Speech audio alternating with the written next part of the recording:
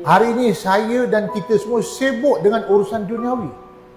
Ke hulu ke hilir, pagi, siang, malam, petang, risau, bimbang, ya, ketakutan, semua bermati-matian memikirkan tentang urusan duniawi ini.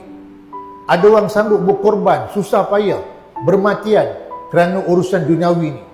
Ada yang sanggup tak tidur malam, bersangkam mata kerana fikirkan hal duniawi.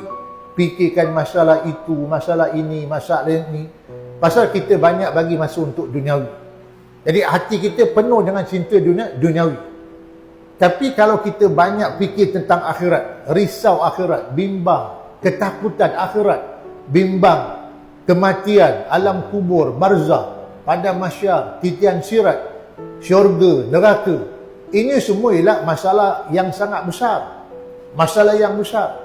Nabi selalu bagi peringatan, Quran bagi peringatan tentang kematian, tentang akhirat. Jadi maknanya hari ini kita kena belajar, cubalah kita tukarkan kerisauan kita daripada duniawi kepada ukhrawi.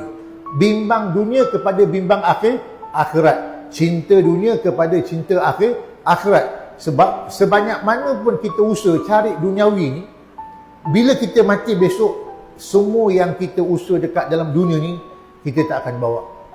Itu yang kata Quran, wa taraktum ma khawalnakum wara'a zuhurikum, kata Allah. Wa taraktum ma khawalnakum wara'a zuhurikum. Kamu akan tinggalkan semua pemberian-pemberian nikmat yang telah kami berikan kepada kamu di belakang-belakang kamu. Tinggalkan semua. Kereta, rumah, pangkat, jawatan, anak-anak, keluarga, barang kemas, pakaian mahal, semua tinggal.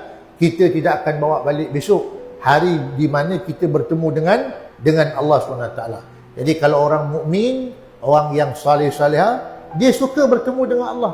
Bermakna kematian tu ialah hari di mana nak balik bertemu kepada Allah. Tapi kalau dia orang yang berdosa, banyak buat kejahatan, maksiat, amal soleh tak ada, maka dia tak suka pada kematian. Dia tak suka nak balik bertemu dengan Allah SWT.